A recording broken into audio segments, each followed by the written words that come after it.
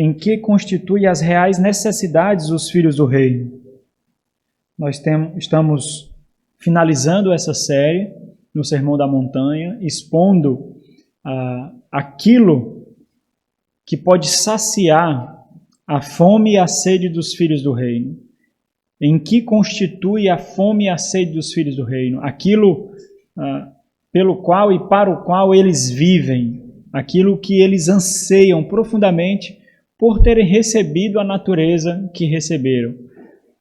Como eles podem experimentar a nova vida que receberam?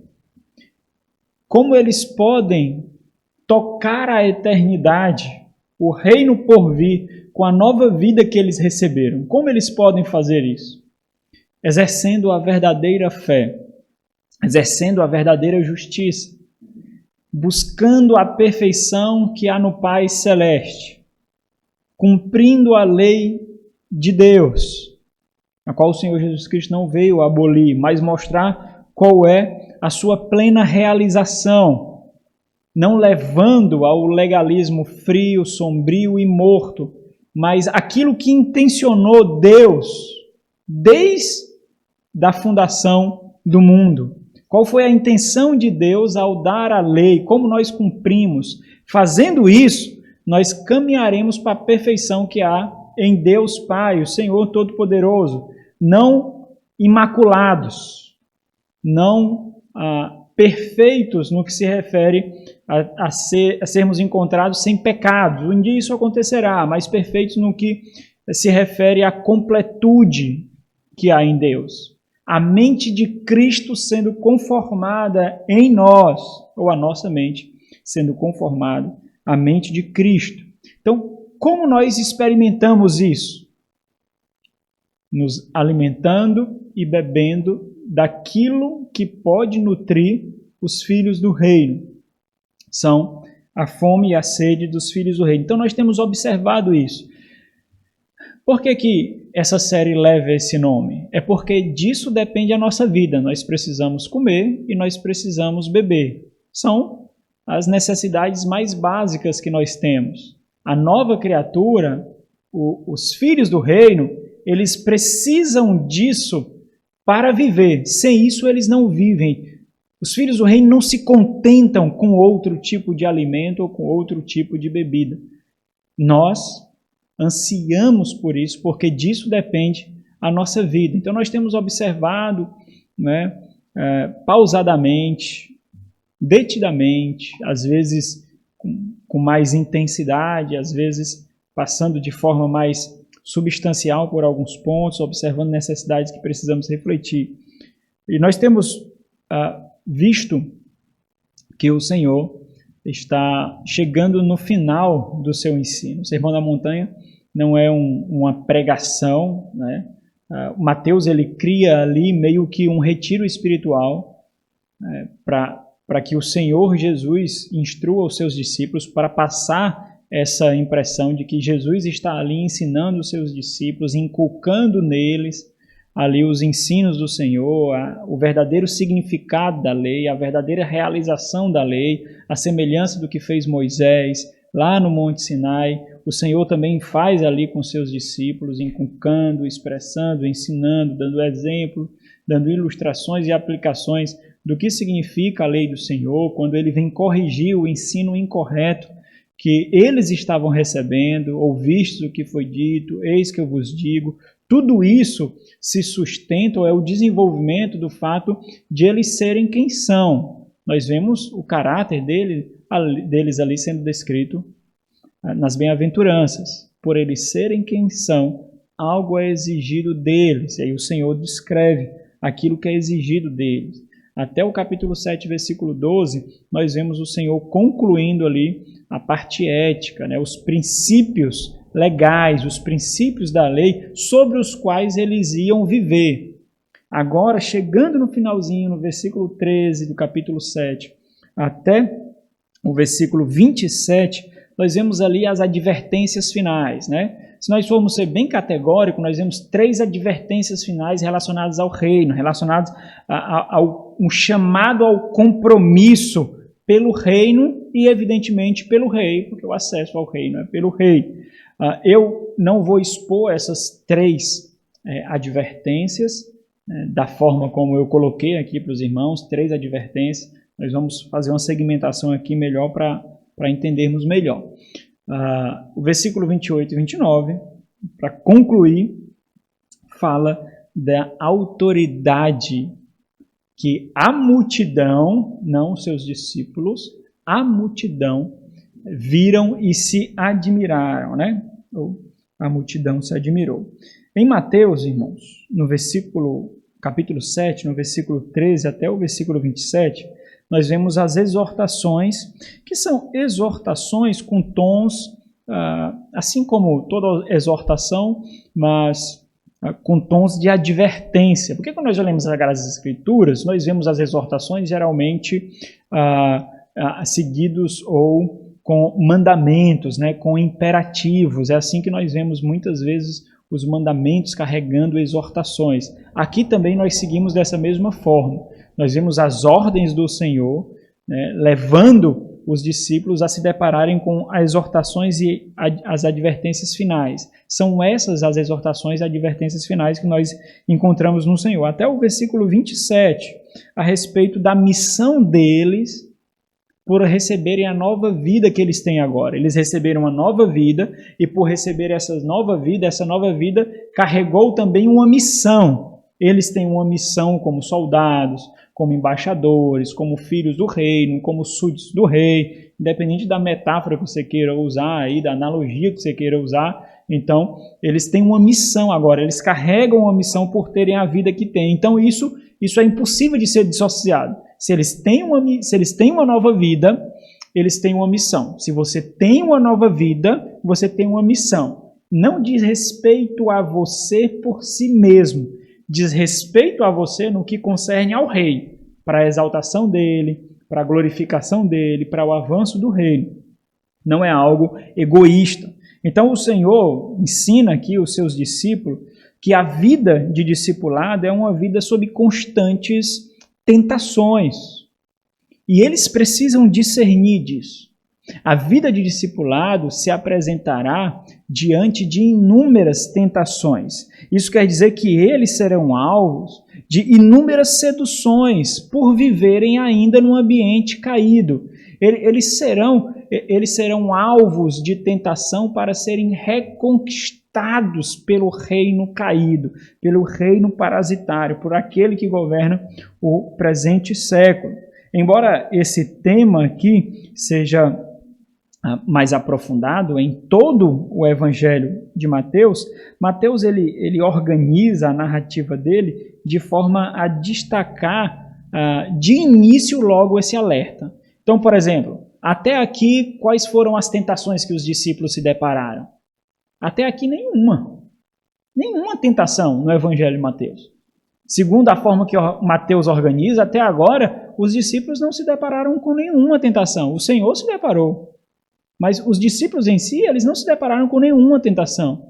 Então, isso mostra o que é a vida de discipulado. Isso é um grande alerta, porque embora eles não tenham se deparado com nenhuma tentação, e aí, isso é interessante para nós fazermos uma reflexão, porque geralmente nós temos o costume de olhar para a dificuldade de outros, para a vida de outros, para pecados de outros, para a queda de outros e dizer assim, se fosse eu, se eu estivesse lá, se isso tivesse acontecido comigo.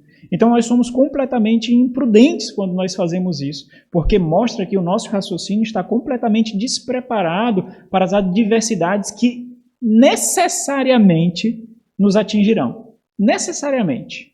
Nós seremos encontrados. O complicado é ser pego de assalto, de surpresa, por essas seduções. Nós antecipamos muitas vezes, como o Senhor faz aqui para os seus discípulos. E é tanto que ele dá ilustrações, diversas ilustrações reais, usa usa provérbio do seu tempo, usa ditados do seu tempo, usa realidades que eles experimentam, coloca visivelmente imagens diante dos seus olhos, para que eles possam contemplar aquilo que eles se depararão e contra o que eles lutarão. E é interessante isso, por quê? Porque a luta sempre acontece aqui primeiro. Sempre, irmãos. O Senhor está preparando o local de batalha. O local de batalha é o coração. Claro, para se referir da mente, né? Porque a oração, na concepção judaica, é o centro do homem, é o centro das decisões. Então, esse é o campo de batalha a ser conquistado pelos reinos, né? Pelos soldados aí, pelos exércitos. Então, o Senhor está preparando o coração. O Senhor está edificando o coração para se preparar para esse dia mau. A vida de discipulado é essa. Você tem que estar preparado para isso. Você tem que estar consciente disso. Dentro do seu lar, no seu trabalho, na sociedade em geral, na escola, na faculdade, na academia, na rua e dentro da igreja, onde tem as pessoas mais imperfeitas do mundo. Essa é a realidade. Essa é a realidade. Então, nós temos que entender que essa é a vida de discipulado. Especialmente esse trecho onde nós estamos, o Senhor alerta quanto a algumas dualidades, ou, na verdade, não algumas, porque aqui ele sintetiza todas as dualidades que nós nos depararemos. Então, a necessidade de discernir entre dois caminhos, entre dois tipos de vida. E é interessante porque o Senhor simplifica muito. Então, aqui existem absolutos. Não existe nada relativo aqui. Existe o absoluto. Só existe dois caminhos. Só tem duas realidades, só tem dois destinos, só tem duas vidas. Por quê? Porque só tem uma verdade. Então, é o caminho da verdade que leva à vida e é o caminho da mentira que leva à morte. Então, se essa é a realidade, os discípulos precisam estar preparados. E nesse ponto onde nós estamos, o Senhor Jesus apresenta que diante deles, essas dualidades, elas serão apresentadas constantemente. Isso quer dizer o quê? Isso quer dizer que essas dualidades exigirão deles o exercício da convicção.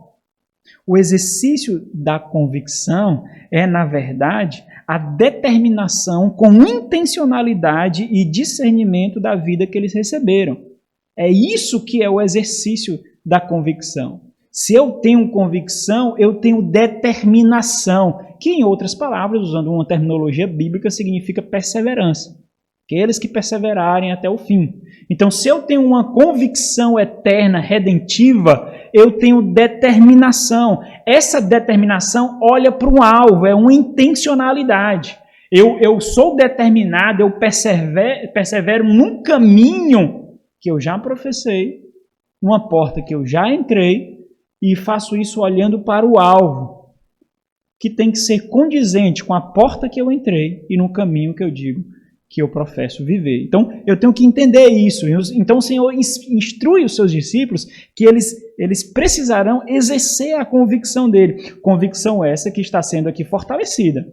Então, imagine aí, aqui, como está acontecendo agora com vocês, aconteceu também com os discípulos aqui. Até agora eles receberam instrução. No momento agora, talvez vocês não experimentaram muitas seduções que muito provavelmente vocês experimentarão. Então, tem seduções que apresentam diante de vocês dualidades, dois caminhos a seguir, duas portas a entrar, dois tipos de decisão a tomar, que vocês não se depararam ainda. Assim como os discípulos. Mas vocês se depararão. Então, vocês precisam entender que essa convicção, que é a fé de vocês, que é a consciência de vocês, que é o evangelho sendo fortalecido em vocês, que está sendo nutrido agora, eles precisarão ser exercidos. É por isso que muitas vezes, quando nós vacilamos na grande maioria das vezes por falta de discernimento, por falta de preguiça de discernir. De repente nós nos deparamos com a realidade de que diante de um vacilo, diante de uma queda, há uma confrontação. Ô meu irmão, ô minha irmã, você não sabia disso. Aí, a pessoa, no primeiro momento, para se defender, diz assim, eu não sabia. Mas sabia, mas é porque ela precisa se defender. Né? Tá na defensiva. Eu não sabia. Tá certo. Você lembra quando isso? É verdade. É verdade. Na maioria das vezes, o desejo carnal nos toma a tal ponto que inibe o discernimento. Na maioria das vezes é isso que acontece. Nós somos tomados pelo desejo da carne. Ele toma mente, toma coração, ele nubla as nossas percepções e raciocínios e nos leva à inibição do discernimento. Então nós não discernimos e nós alimentamos a carne. Só tem um problema aí. Essa carne, ela apodrece. Quanto mais você dá o alimento que ela exige, mais ela vai apodrecer. Ela não é nutrida para a vida. Ela é apodrecida para a morte. É isso que o pecado faz. O pecado não nutre a velha natureza. O pecado apodrece a velha natureza. É algo completamente diferente da nutrição para a vida. Completamente diferente. Mas nós não discernimos isso. Não importa, você já ouviu 150 pregações. Você já recebeu 5.000 horas de instrução. E não tenha dúvida, está aqui, assim, está aqui. Está aqui, não tenha dúvida. Você lê a Bíblia, você medita, você faz devocionais, você faz o culto familiar.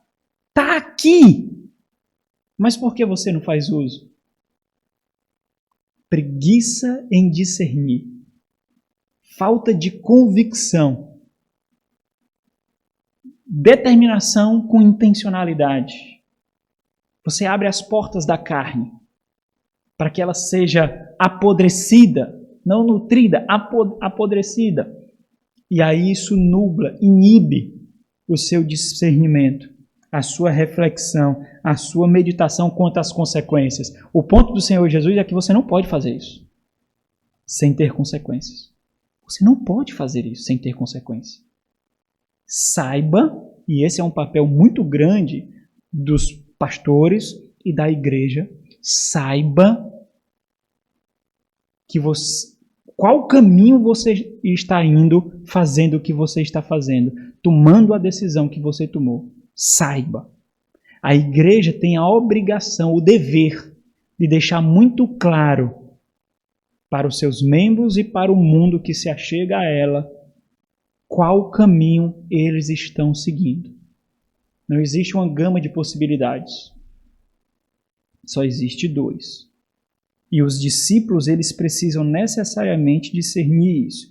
O que é isso? É o exercício do discernimento redentivo. Lembra lá, a redenção nos tocou e nos tomou. A era por vir nos atingiu e nos tomou de tal forma que nós pertencemos à era por vir. Nós precisamos, então, exercer esse discernimento no mundo caído. Meus irmãos, olha que realidade privilegiada, irmãos. Ninguém tem a mente que nós temos. Ninguém.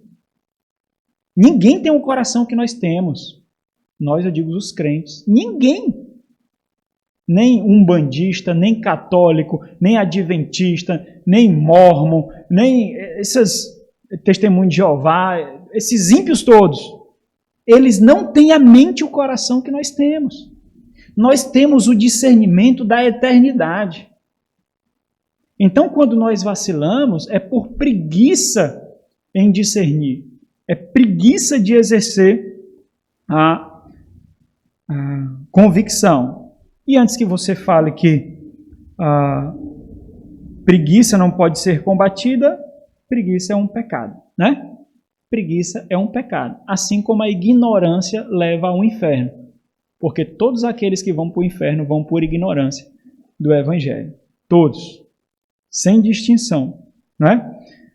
Ok, então nós estamos aqui, o Senhor está mostrando para eles que eles precisarão exercer esse discernimento.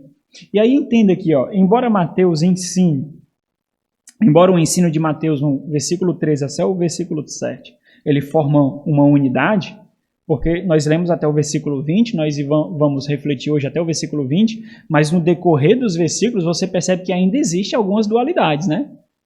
Existe duas demonstrações, ainda existem demonstrações de caminhos aí, né? Pelo menos duas porções. Então é possível ver isso. Então, embora seja uma unidade, né? E poderia ser chamado, ou é um chamado ao compromisso ao reino, né? Eu já ia atropelar aqui porque esse ia ser o tema da mensagem, mas eu vou mencionar para vocês porque eu troquei, né? Mas esse é um chamado ao compromisso ao reino, porque se nós escolhemos pelo reino, é porque nós temos um compromisso pelo reino, por isso que nós exercemos um discernimento. Se nós não escolhemos pelo reino, é simples, nós temos compromisso com o reino caído. Então, a maioria das situações da nossa vida, meus irmãos, elas são muito difíceis de serem resolvidas porque nós lidamos com vidas. Às vezes, uma decisão nossa pode tirar de uma vez por todas alguém do caminho da fé. Então, nós sabemos disso. Por isso que muitas vezes nós suportamos há mais tempo. Por isso que muitas vezes nós temos intencionalmente uma certa miopia. Nós sabemos. Mas existe uma simplicidade em discernir. Porque só existem dois caminhos, duas realidades. Só existe o fato de, se você escolhe pelo reino, pastor, como é que eu escolho pelo reino? É simples, escolhendo pelo irmão, renunciando a si mesmo, escolhendo pela igreja em detrimento de tudo aquilo que se apresenta diante de você. Quando nós escolhemos por outra coisa e não testemunhamos do nosso zelo pela igreja, do nosso zelo pelo Senhor, do nosso zelo pelo próximo, nós estamos escolhendo para nós mesmos, para a nossa comodidade, que em outras palavras é escolher pelo reino caído, para a nossa comodidade, para o nosso conforto, para a nossa riqueza material, para vários tipos de realidades que exaltam a nossa própria carne. Então, é simples entender isso. Mas quando nós entendemos, quem está na liderança do povo de Deus, quando nós entendemos, nós nos deparamos com inúmeras possibilidades diante de decisões que nós podemos tirar. Consequências dos atos que foram exercidos ali. Por isso que muitas vezes nós somos bem tardios, tendo uma miopia intencional, para que nós não vejamos tanto quanto aquilo demonstrou ser, na esperança de que aquilo seja diluído pelo arrependimento, pela busca por santificação, pela busca de santidade, né, por a busca de piedade. Mas nós precisamos discernir, e discernir não é tão complicado. O ponto é o que fazemos depois do discernimento, que é o exemplo que eu apresentei para vocês. Esse é um pouco mais complicado porque a vida não é uma soma de 1 mais 1, que dá 8. Não é. Às vezes pode dar 5, nós somamos 1 mais 1, deu 5. Porque a vida não é simples assim. Principalmente quando você entende o rigor das decisões eclesiásticas. Principalmente quando você entende o poder das palavras daqueles que pregam. Então, isso exige muito cuidado, muito discernimento. E muitas vezes, muitos que estão ao nosso redor não perceberão, não entenderão isso. O ponto do Senhor Jesus aqui é que existe um compromisso que eles precisarão testificar.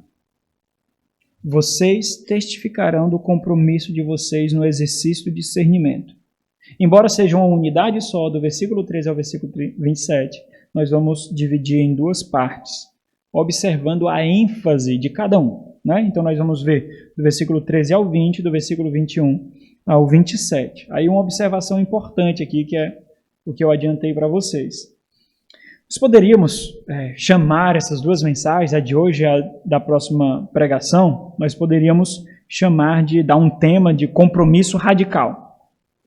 Por que eu não dei o tema de compromisso radical? Se encaixaria perfeitamente aqui, porque fala justamente disso. Porque nós já refletimos sobre a exclusividade radical dos filhos do reino, lembra? Então, como nós já refletimos sobre isso, embora o meu foco aqui seja no compromisso, Mas eu vou pontuar o quê? Eu vou pontuar o exercício do compromisso. O que é como eu exerço o compromisso? Discernindo. Eu exerço o meu compromisso, eu demonstro o meu compromisso através do discernimento. Então, esse é o meu ponto. Essa vai ser a minha ênfase. Nós vamos abordar aqui diante das dualidades que são apresentadas diante de nós. O exercício do discernimento. Por que isso é importante? Porque compromisso muitos podem ter por muitas coisas. Mas o discernimento sobre o caminho da vida e o caminho verdadeiro, só quem tem são os filhos do rei. Ninguém mais pode discernir corretamente sobre os caminhos, sobre as dualidades que leva para a vida, que leva para a redenção, que leva para o reino eterno. Ninguém pode discernir positivamente por esse caminho mais estreito, a não ser aquele que foi alcançado pela eternidade, que entende que tamanha aflição, tamanha renúncia, tamanha dor, tamanho sofrimento, tamanha luta, sequer se compara com o gozo e a glória que nós recebemos. É por isso que nós vivemos as renúncias que vivemos. É por isso que nós gememos as batalhas que lutamos. É por isso que nós sentimos o moído da carne. Porque nós sabemos fazer o cálculo. Nós sabemos calcular. Nós percebemos o que isso quer dizer, né? Então esse vai ser meu ponto. Nós olhamos para as portas da vida e vemos a porta espaçosa sendo tomada por grandes multidões, e somente os filhos do reino optam por aquela porta, sem glamour, sem notoriedade, extremamente apertada, prenunciando a vida de dor, que é o caminho que seguirão. Ok, então vamos compreender aqui a linguagem de Mateus, não é? O propósito primário de Mateus é apresentar o evangelho do Senhor Jesus para quem? Para os judeus. Então nós temos 4 evangelhos, cada evangelho relata a história, o cumprimento da história redentiva de um aspecto diferente, com um propósito diferente em mente, para alcançar objetivos diferentes. Então a ideia seria preencher as lacunas de tamanha obra realizada na criação da nova aliança pelo Senhor Jesus. Mateus, ele foi colocado no primeiro livro do Novo Testamento, e Mateus foi colocado pelo Espírito Santo de forma muito proposital. Ele apresenta o evangelho do Senhor Jesus Cristo para os judeus, mostrando que o plano redentivo de Deus alcançou o seu objetivo. O Senhor, que estava em silêncio por cerca de 400 anos, sem levantar nenhum profeta, sem se revelar ao povo, continua agora o desenvolvimento e o alcance do seu plano redentivo, enviando não somente o profeta João Batista, mas também o Messias prometido para a criação da nova aliança, como testifica aí Ezequiel e Jeremias. Então Mateus ele tem esse propósito de apresentar para os judeus que o plano do Senhor continua e alcança o seu objetivo. Por isso, o que é que ele faz? Ele escreve para judeus. Judeus estão acostumados com um tipo de linguagem, com um tipo de literatura, com um tipo de terminologia, com um tipo de gênero. Então, Mateus ele usa as estruturas e a linguagem conhecidas pelos judeus, que é chamada de hebraísmo. Então, a forma como o hebraico é configurado as suas mensagens ali, o seu ensino, Mateus utiliza a mesma estrutura para tornar mais evidente, mais claro aquilo que ele está ensinando. Portanto, meus irmãos, sustentado por essa perspectiva, né, de apresentar aos judeus, Mateus ele finaliza suas instruções usando um tipo de linguagem de exortação que é usada, por exemplo, em Deuteronômio, bênção e maldição. Então, ele usa esse mesmo tipo de linguagem, que é uma linguagem deuteronômica, que os estudiosos eles chamam o padrão de bênção e maldição, ou bênção e advertência, que também é encontrada em todo o ensino do Antigo Testamento. Eu já fiz essa referência aqui algumas vezes, né? Então eu vou pedir para que você abra lá, para você recordar. Abra aí em Deuteronômio 30. Deuteronômio 30. o versículo 15.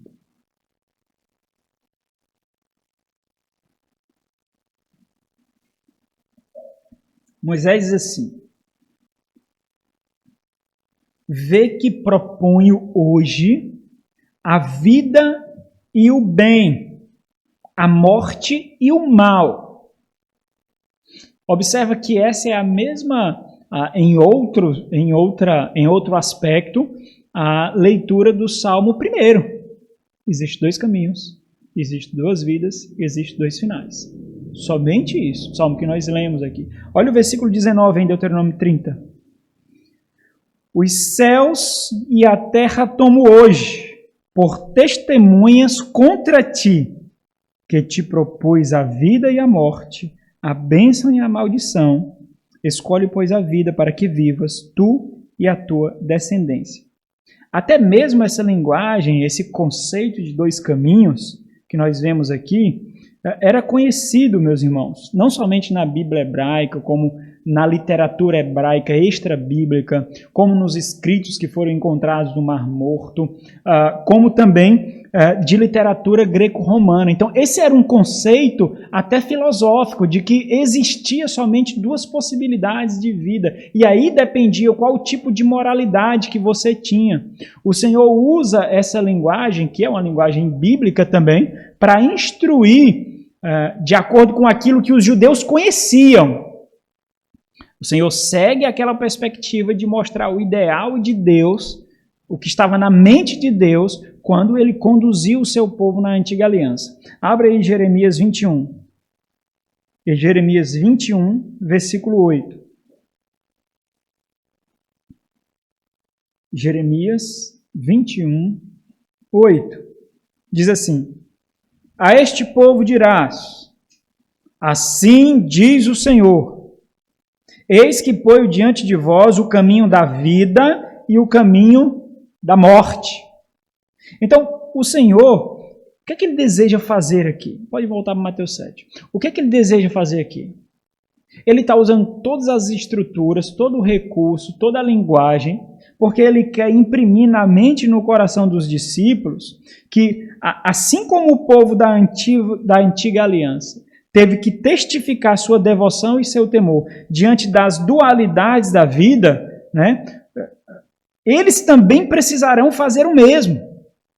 Eles terão na nova aliança diante deles as dualidades da vida, e eles precisarão testificar da sua devoção, do seu temor e da sua obediência. Por quê? Porque só existirão duas possibilidades: a vida e a morte, da mesma forma que aconteceu com o povo da antiga aliança.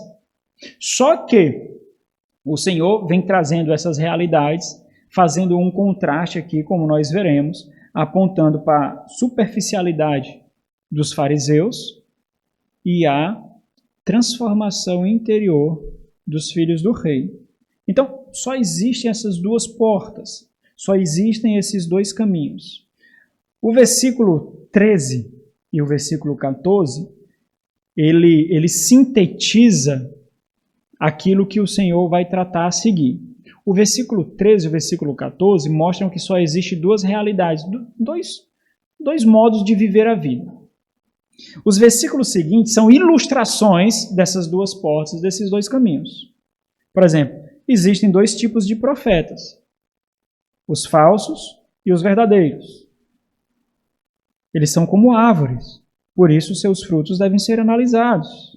Só existem dois tipos de profissão de fé: a profissão de fé simplesmente de palavras, ou a profissão de fé meramente religiosa, ou a profissão de fé que é marcada por temor e devoção.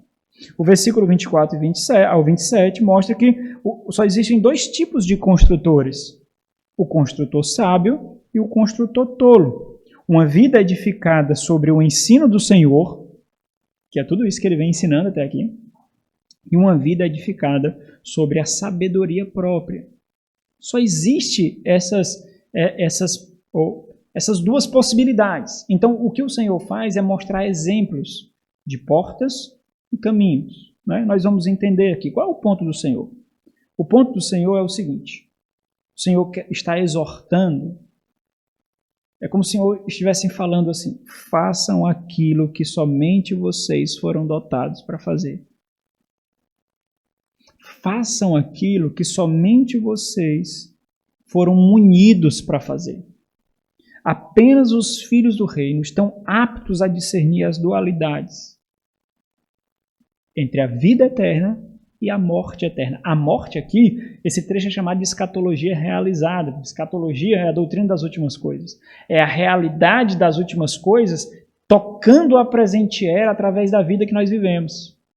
Então, como nós vivemos é um prenúncio do que nós teremos. Então, se vocês foram dotados para viver algo, vivam. Se vocês foram dotados para discernir algo, discernam. Então, vamos encaixar aqui no contexto de Mateus. O contexto do Sermão da Montanha. Vamos pegar esses versículos, do 13 até o 27, e encaixar no contexto do Sermão do Monte. O Senhor vem seguindo uma linha de raciocínio. Aqui nós não podemos dissociar isso aqui de todo o ensino que o Senhor vem trazendo até agora. Vamos encaixar ele no contexto. No contexto mais amplo do Sermão do Monte, o Senhor, o que é que ele está fazendo? Ele está fazendo um contraste em dois tipos de fé. Em dois tipos de fé, em dois tipos de devoção, em dois tipos de justiça, em dois tipos de temor. Aquela experimentada pelos escribas e fariseus e aquelas que deve ser experimentada pelos filhos do reino. Existem só esses dois tipos. É tanto que eles precisam exceder a justiça de quem? Dos escribas e fariseus.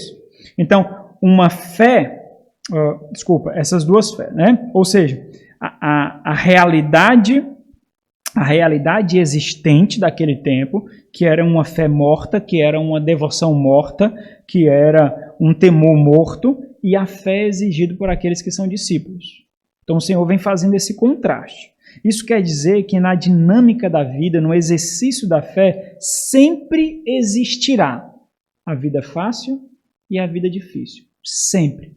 Esse é o ponto do Senhor. Por quê? Porque os escribas e fariseus escolheram fácil. Os discípulos do Senhor não escolheram fácil. O ponto do Senhor é esse. Sempre existirá a vida fácil, que é a vida superficial, que não exige morte para mim mesmo, e existirá a vida difícil, que existe morte para mim mesmo, para que eu viva. Esse é o ponto do Senhor, ou seja, existe a porta estreita e a porta espaçosa, que leva a um caminho correspondente à porta que você entrou. Então você entra, aqui a ideia que geralmente fazem é de o caminho indo afunilando, até chegar numa porta estreitinha, né? Mas na verdade é o contrário, a gente entra numa porta estreita para viver o caminho do reino. A gente entra pela porta para viver o caminho. Essa é a imagem que o Senhor cria em nós. Então, observe comigo. O caminho de fé trilhado pelos fariseus é marcado pelo quê? Pela aparência. Pela ostentação egoísta. O caminho de fé trilhado pelos discípulos do Senhor, pelos verdadeiros filhos do Senhor, pelos verdadeiros devotos do Senhor, os filhos do reino, é marcado por quê? Por intensa perseguição. Ao contrário do que a aparência causava nos fariseus. A aparência causava conforto e glamour. Nos filhos do reino, não. Eles trilham uma vida de discipulado, né? Fazendo uma paráfrase da série de Mateus, eles trilham um caminho do discipulado sob perseguição, no trabalho, em casa, às vezes com familiares, às vezes com cônjuges, na sociedade em geral, por perseguição. É tanto que a perseguição na igreja primitiva era uma das marcas da igreja verdadeira. Então, se eles quisessem saber qual era a igreja verdadeira, a perseguição estava lá no meio. Aqueles que são perseguidos, esses formam a igreja verdadeira, né? Isso depois foi sendo diluído. Então, em síntese, são exortações à verdadeira piedade, à obediência interior, não algo meramente externo. É isso que o Senhor vem argumentando até aqui. Então, por exemplo, nessas dualidades da vida, os escribas e fariseus escolhiam o quê? O lado mais confortável. Os verdadeiros discípulos do Senhor, os filhos do reino, eles não escolherão o lado mais confortável. Olha aí, quando você for tomar as decisões da sua vida. Quando você for educar os seus filhos. Isso não quer dizer que nem sempre o caminho mais difícil é o único verdadeiro, né? Às vezes o que é difícil para um, não é difícil para outro, né? O ponto aqui é o discernimento. Então, o tema da mensagem é o discernimento radical dos filhos do reino. Nós vamos ver 2 pontos aqui, rapidinho. Primeiro, aquilo que abre as dualidades, né? Do versículo 13 ao versículo 14, que é um chamado, uma exortação a discernir a vida da porta que eles entraram. Vou já explicar para vocês aqui. E o ponto que está abaixo desse, que é o versículo 15 ao versículo 20. Há profetas de vida e há profetas de morte. Então seria assim, o versículo 13 e o versículo 14 é o ponto 1. Os blocos que seguem é o A, o B e o C, porque todos estão debaixo desse, né? Então o versículo 13 e o versículo 14 é uma exortação. Discernam a vida da porta que entraram. Importante a gente entender isso. Por quê? Porque se vocês entraram por uma porta, o caminho que vocês têm que trilhar tem que ser condizente com a porta que vocês entraram. Não adianta vocês entrarem por uma porta estreita e querer um caminho espaçoso. Vocês estão compreendendo? É ridículo isso. É tolice isso. Se vocês entraram pela porta estreita, o caminho será também estreito. Por isso que aqui o Senhor ele cria uma imagem para os seus discípulos. Uma porta que leva a uma estrada. Um portão que leva a um caminho. E essa é a primeira exortação que eu fiz referência. Quando ele diz, entrai pela porta estreita. É interessante porque esse termo, entrai, diversas vezes no Evangelho de Mateus, está relacionado ao reino de Deus. Diversas vezes. A ideia de tomar uma decisão pela entrada no reino. A decisão aqui, obviamente, é uma disposição, é uma postura de coração, de mente e coração. Essa porta estreita, ela dá acesso ao quê? A um caminho apertado, conforme o versículo diz aí. Essa porta estreita, ela dá acesso a um caminho apertado. E essa é a primeira imagem, porque dentro desse quadro maior, existem 2 pequenas imagens. A primeira imagem é essa, uma porta estreita dá acesso a um caminho apertado, e uma porta espaçosa dá acesso a um caminho também espaçoso, a um caminho amplo, a um caminho largo. O que isso significa? Irmãos, o que isso significa? A entrada é a decisão pelo rei. Essa é a entrada. É o ir a Cristo. É o decidir por Cristo. É professar a Cristo. Quando ele diz entrai, é um chamado ao arrependimento. É um chamado a vir a Cristo. É uma decisão pelo rei. É uma decisão que resulta em quê? Em novo nascimento. Que já é uma obra regeneradora do Espírito Santo. Por exemplo, quando nós vemos lá o Senhor em João 3 falando com Nicodemos, ele diz o quê? Ninguém pode entrar no reino dos céus se não nascerem outra vez. Então, isso aqui é um conjunto de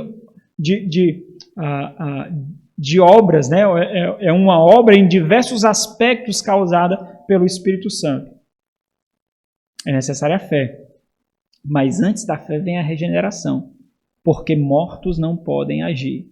Então, o Espírito Santo regenera para que respondamos em fé, para que nasçamos de novo.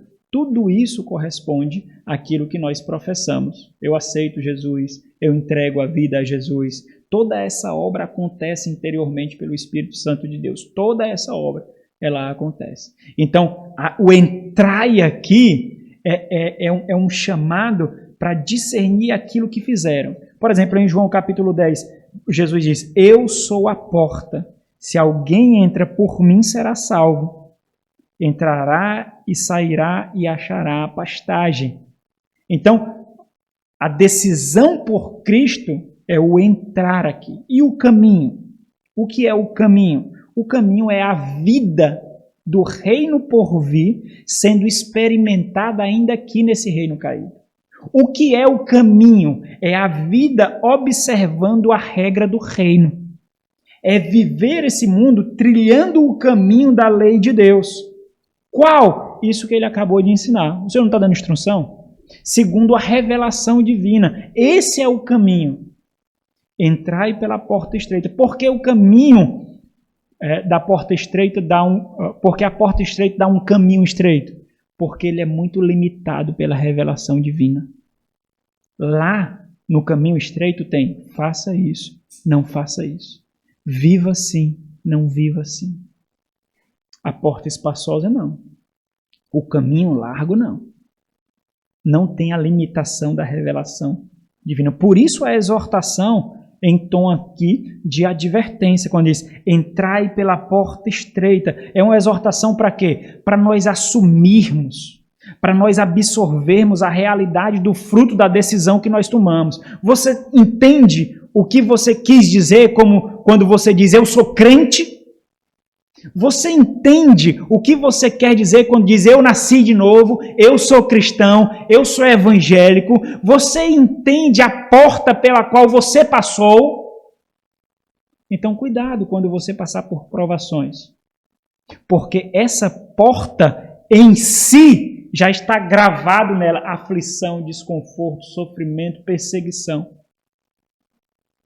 O próprio termo faz referência a isso. Seguindo aqui a sequência do ensino do Senhor, quando ele diz assim, entrai pela porta estreita, aí ele diz por quê, tem um porquê aí que na nossa tradução não é colocada, mas é porque vai fazer uma explicação de por que você deve optar pela porta estreita, porque larga é a porta e espaçoso o caminho que conduz a quê? A perdição. Olha o ponto do Senhor aqui. O ponto do Senhor é o seguinte, olha, a porta larga e o caminho espaçoso é um caminho de conforto. É o caminho fácil.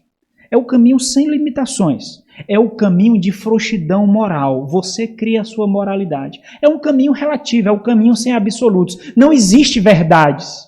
Você pode ser quem você quiser e você pode fazer o que você quiser. É um caminho de diversidades de opções e de opiniões. É um caminho de tolerância, é um caminho de permissividade. É um caminho em que você pode viver a sua libertinagem e dizer, se isso me faz feliz, tá bom. Por isso que muitos entram por lá. Por isso que muitos vão à porta larga e o caminho espaçoso. Mas não entrai por ela. Por quê? Porque ela conduz à perdição. O termo conduz aqui, meus irmãos, é um termo, ele está configurado de tal forma que apresenta algo que é realizado constantemente. Ele está levando. Vocês veem muitos caminhando por lá. Ele está levando à perdição. E a perdição aqui, óbvio, é a perdição eterna. Ele está levando. Tem alguém aqui que está por esse caminho? Ele está levando. Tem alguém que entrou por essa porta? Ele está levando. Esse caminho está levando. Qual é o grande ponto? Qual é a grande desgraça aqui? Essa porta. Quando nós passamos por essa porta, a dureza do nosso coração é reafirmada. Nós levamos uma injeção de anestésico. Nós não sentimos mais nada. Por quê? Porque é confortável, é fácil, é agradável. Nós vamos para a perdição como bois que estão sendo levados ao matadouro e não percebem que estão indo para a morte. Muitos estão indo. Buscam a vida fácil. Buscam a prosperidade, buscam um conforto, uma vida sem renúncias, uma vida sem desconforto, uma vida sem sofrimento. É por isso que essas igrejas perversas, esses profetas, esses pastores perversos, atraem multidões, porque prometem aquilo que eles anseiam. Essas igrejas são as portas largas. Essas igrejas imorais são as portas largas, que oferecem um caminho espaçoso. O ponto do Senhor Jesus é o seguinte, não foi por essa porta que vocês entraram quando me buscaram. Se você decidiu por Jesus, você não entrou por essa porta. Então entenda quando o caminho espaçoso se apresentar diante de você. Entenda. Porque você não entrou por essa porta quando decidiu por Cristo. Você entrou pela porta estreita. O que significa isso? O que significa a porta estreita?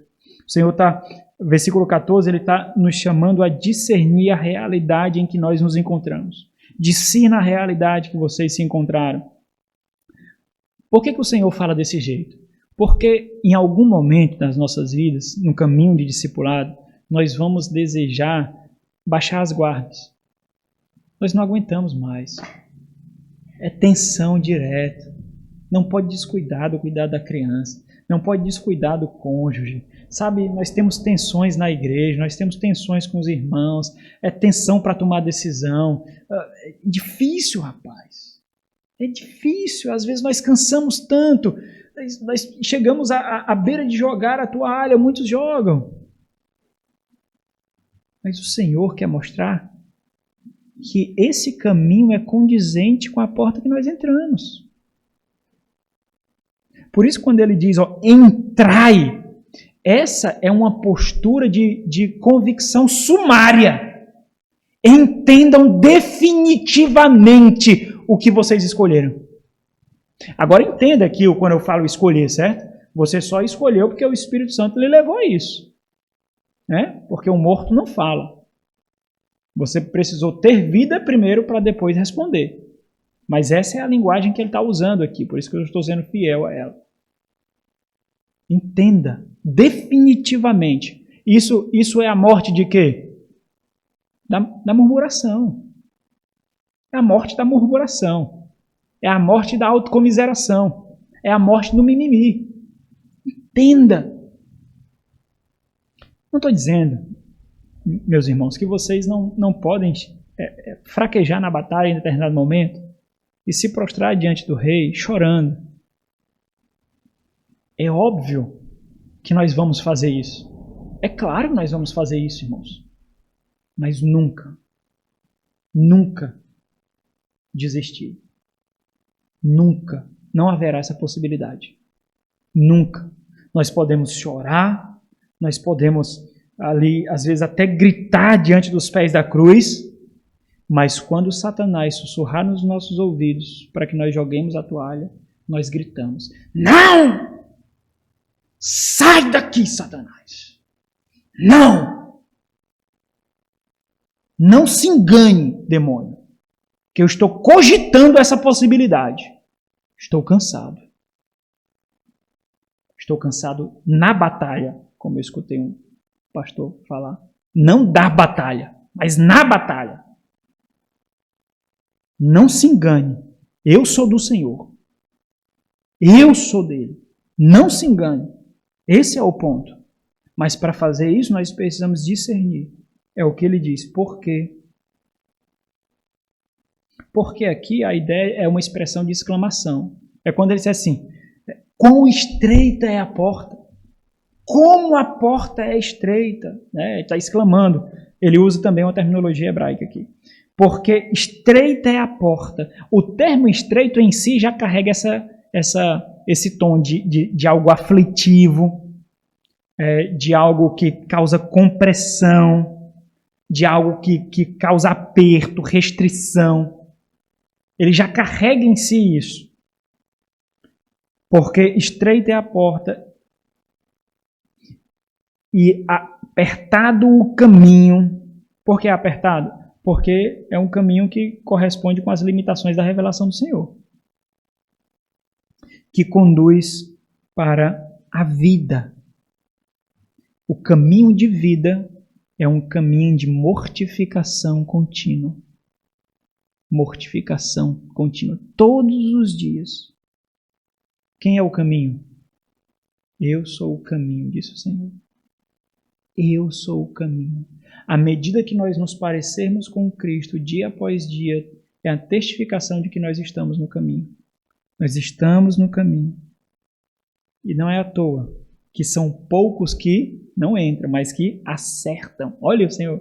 São poucos que acertam. Por que acertar aqui? Acertar é a ideia de quê? De apreender o ensino da localização de algo. Olha que interessante. São aqueles que são alvos da pregação do Evangelho e nascem de novo e a recebem. Por isso acertam. Olha como é interessante isso.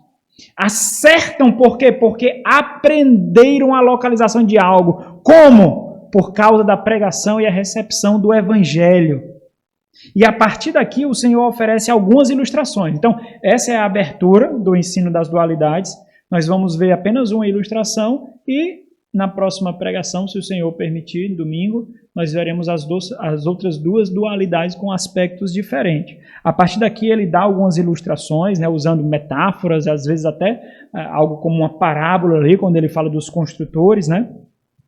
Então o Senhor mostra as ilustrações dos dois tipos de caminho, de porta e caminho que se depararão diante de nós constantemente. E aí, diante disso, nós precisaríamos discernir a luz da revelação divina. O interessante é que a porta que nós entramos e o caminho que nós seguimos, segundo essas ilustrações, exigirão autenticação ou reprovação do nosso testemunho. Ou seja, a forma como nós vivemos a vida é uma reprovação ou autenticação da nossa profissão de fé. É o fruto que nós damos, né? São os frutos que nós damos. Mas a convicção do Senhor é o seguinte, que sempre os filhos do reino testificarão a veracidade da sua fé. Essa é a convicção do Senhor no ensino aqui. A porta é o caminho que leva à vida eterna e a porta é o caminho que leva à morte eterna. A ideia aqui é de quê? De que a vida presente testifica, é um prenúncio do nosso destino eterno. Então, a forma como nós vivemos aqui é um prenúncio do destino que nós teremos. Se nós vivemos condizentes com a lei de Deus, com a revelação divina, nossa vida está sendo um prenúncio de que a eternidade nos aguarda. Se é o contrário, a nossa vida está sendo um prenúncio da desgraça, cheio de conforto, cheio de tranquilidade, cheio de facilidades, cheio de amor próprio. É isso que domina o ímpio. Esses dias eu estava assistindo, irmãos, o pessoal está direto fazendo no Instagram live, né, entrevista, e aí eu estava vendo, tiveram muitos artistas que se transformaram nesse período de pandemia, de isolamento, que encontraram nas redes sociais uma forma de aumentar a sua popularidade, principalmente os comediantes, né? Eu estava vendo uma reportagem, né, quase como uma entrevista ali, do Tom Cavalcante, né?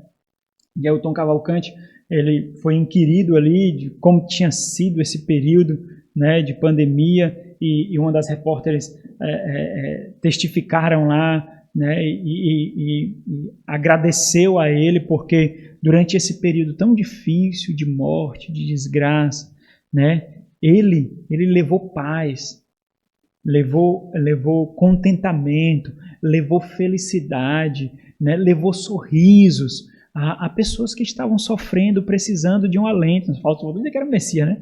Precisando de um alento, né? E é interessante que eu fui tão rápido eu vi isso, rapaz, é muito providencial, só para servir de ilustração, olha que coisa boa. E aí, aí ele falou assim, olha o que ele falou assim, pois é, rapaz, isso é tão gratificante, sabe? Porque isso infla o ego da gente, é algo tão bom, nós nos sentimos queridos. Rapaz, tem coisas que quando nós ouvimos, parece que entrou uma faca no ouvido, não é? Quando ele falou assim, infla o ego, não é? Então uma faca, mas olha a percepção, nós nos sentimos queridos, valorizados, nós nos sentimos o que realmente ser um ídolo de alguém, porque o nosso ego é inflado ali. Essa é a percepção. Quando um filho do reino falaria isso? Quando? Porque ele discerne. As limitações do caminho é para o bem, não para o mal. As limitações do caminho são limitações de verdadeira liberdade e não como servos, animais de um mundo que coloca sobre nós cabrestos. Essa pseudo-liberdade que os ímpios vivem são como fios de marionetes. Eles não são livres, eles são dominados pelo mundo, pela carne e pelo diabo. A liberdade que eles julgam ter é porque eles não discernem. Eles não veem os fios. A nossa liberdade está em ver os fios. Nós vemos os fios. Nós vemos. Essa é a liberdade. As nossas limitações, segundo a palavra, são limitações de vida, irmãos. E nós entendemos isso. Então o Senhor oferece um exemplo. É óbvio que se o Senhor fala de falsos profetas aqui, no tempo dele, mesmo no início ali, já existia a semelhança do que existia no Antigo Testamento, já existia falsos profetas. E a primeira ilustração dele dá de 2 caminhos, são 2 portas e 2 caminhos oferecidos por profetas verdadeiros e profetas falsos. Mas aqui a intensidade dele aqui é focar no negativo. Haverá diante de vocês o caminho que eu vos apresentei, claro, ele se coloca como um verdadeiro profeta, e haverá diante de vocês a porta e o caminho do falso profeta. Haverá. Observe, haverá. Então, o ponto do versículo 15 até o versículo 20 é: há profetas de vida e profetas de morte. E essa é a segunda exortação. E aí, para a gente chegar até aqui, eu preciso preparar vocês.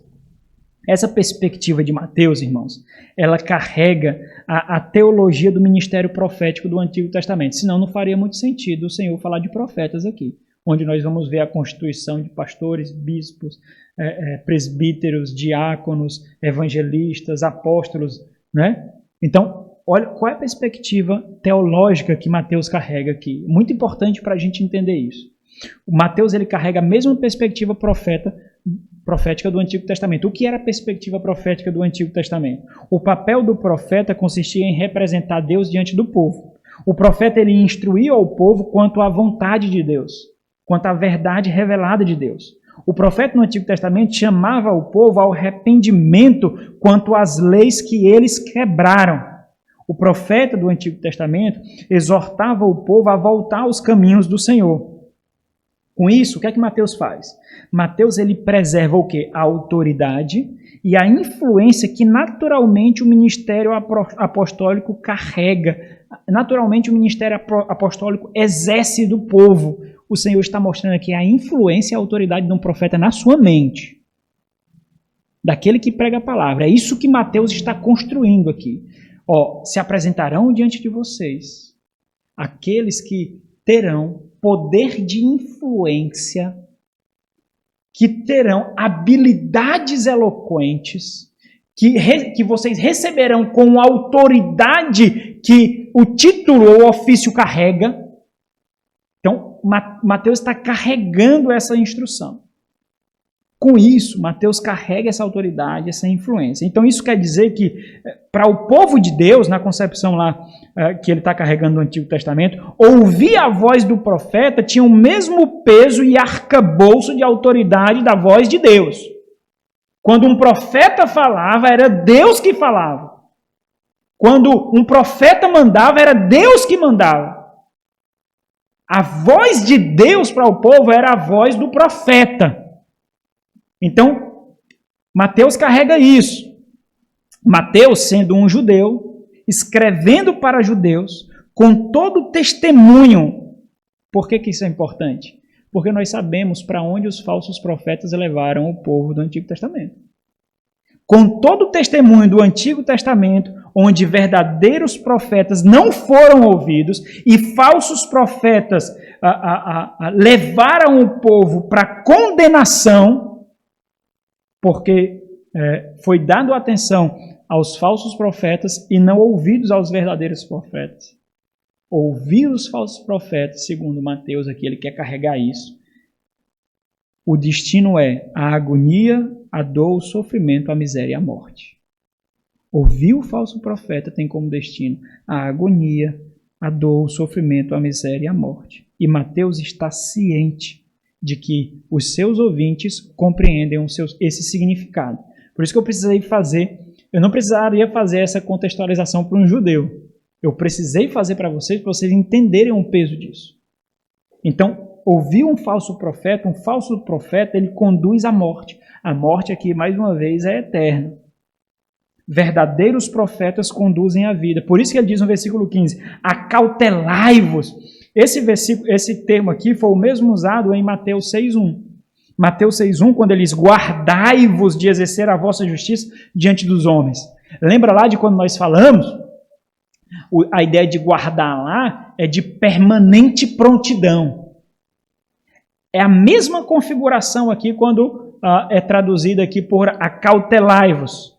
A ideia de contínua prontidão, de estar constantemente atento com os falsos profetas. Porque por dentro eles são lobos roubadores. Agora, por que tanto rigor e tanta atenção para discernir, irmãos? Irmãos, porque eles são peritos. Eles são hábeis no que fazem. Isso quer dizer que eles mesmos sabem o que está errado neles, porque eles são falsos, e por isso eles escondem, eles disfarçam, eles camuflam qualquer traço que pode denunciá-los. Eles sabem disso. Eles sabem profundamente disso. E eles escondem. E aí, para esconder, eles se apresentarão como? Se vos apresentarão disfarçados em ovelhas. Embora não sejam. Mas exteriormente, isso quer dizer que exteriormente eles são o quê? Como um de nós. Como filhos do reino. Como verdadeiros profetas. Ele sabe o linguajar. Ele tem uma carne igual à sua, então ele sabe o que sua carne anseia. E ele sabe que dando o que a sua carne anseia, o seu discernimento será inibido.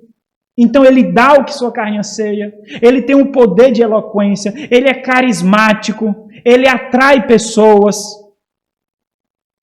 Sabe disso. Sabe muito bem.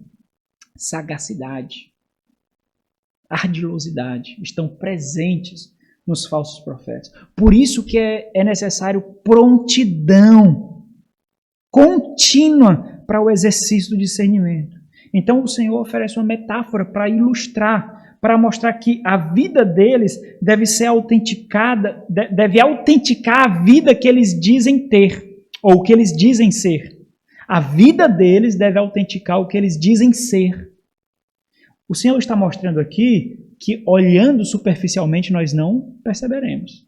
É muito diferente dos que são abertamente falsos profetas hoje, né? O Senhor está nos concedendo aqui, o Senhor está nos mostrando que nós precisamos ter olhos mais astutos para perceber o falso profeta. O Senhor está mostrando que olhar só o superficial não é suficiente.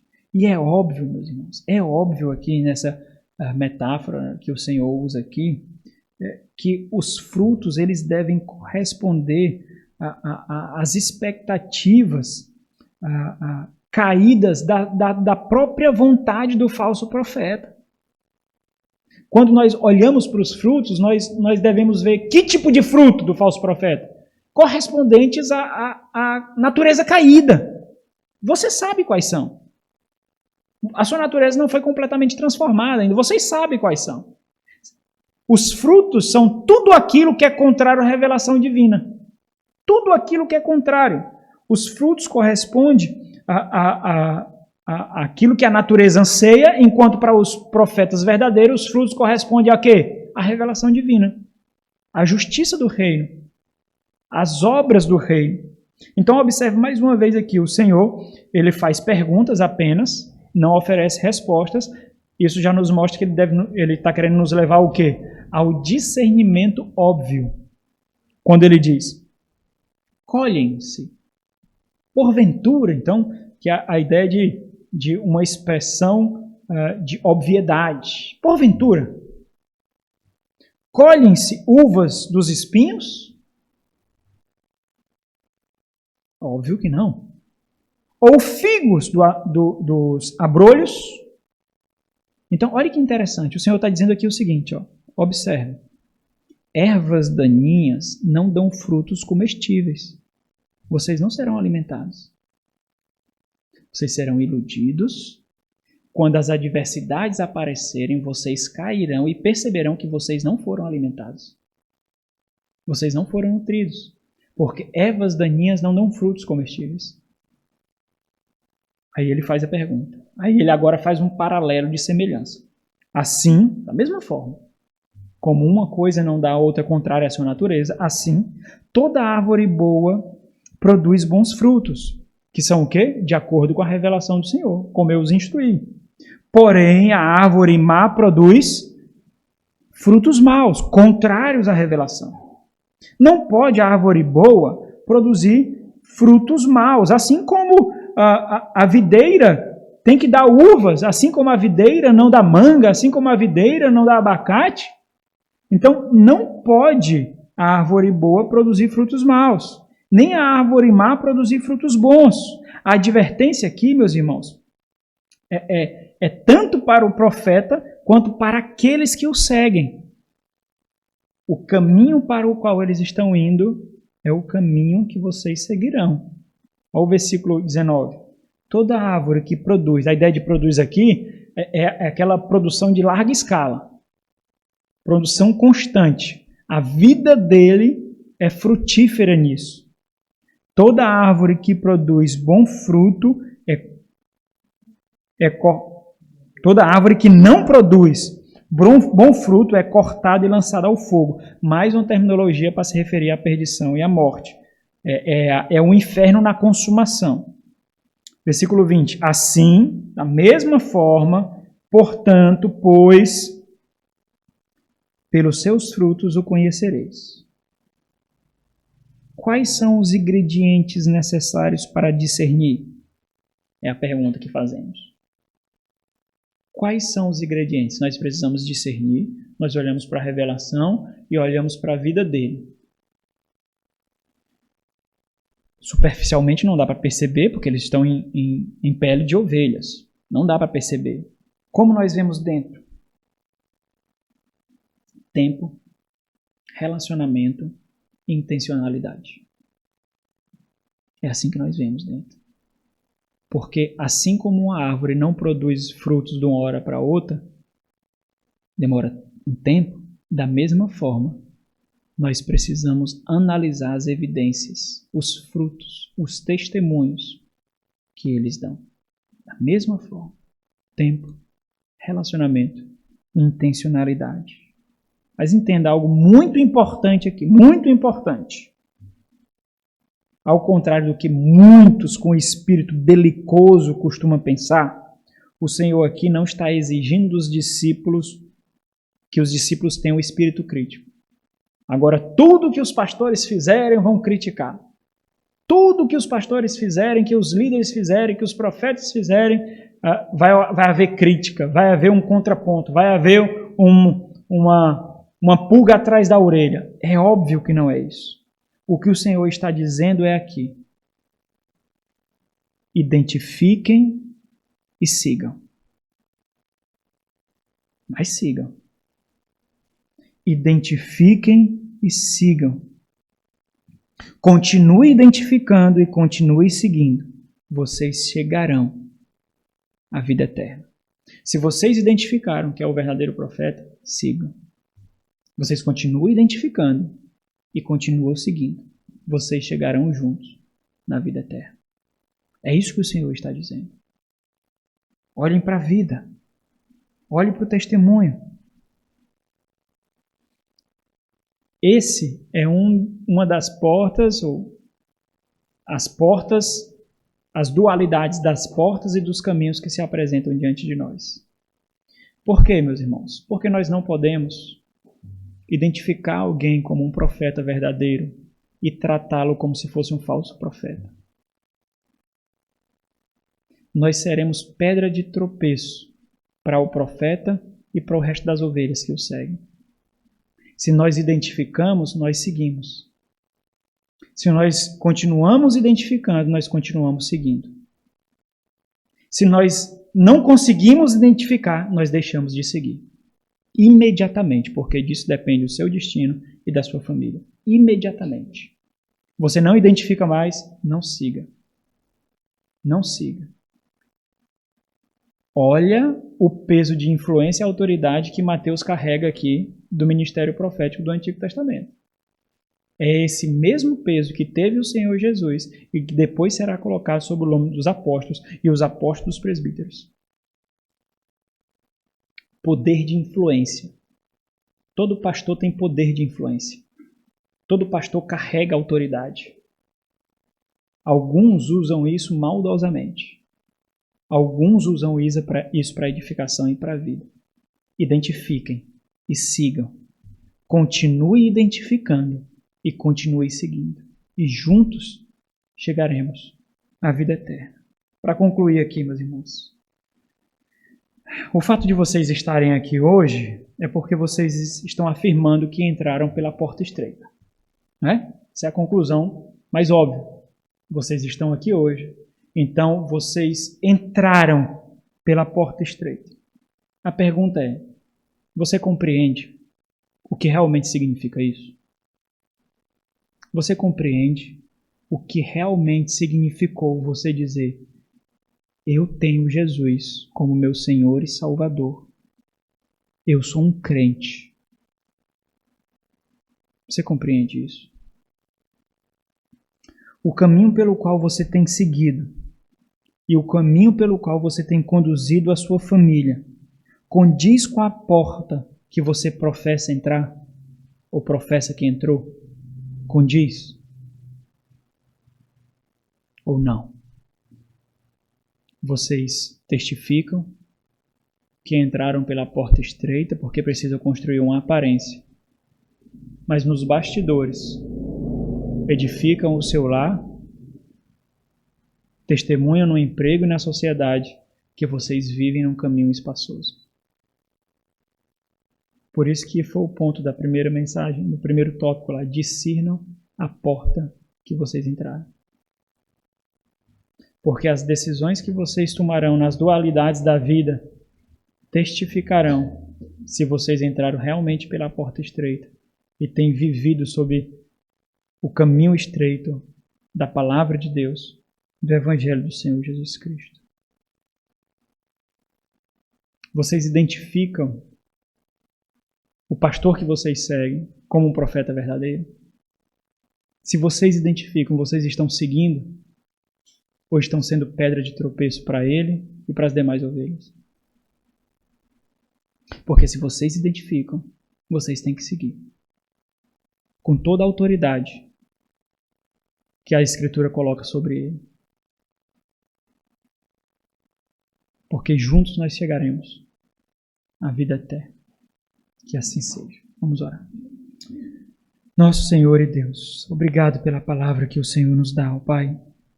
Obrigado por tuas santas instruções.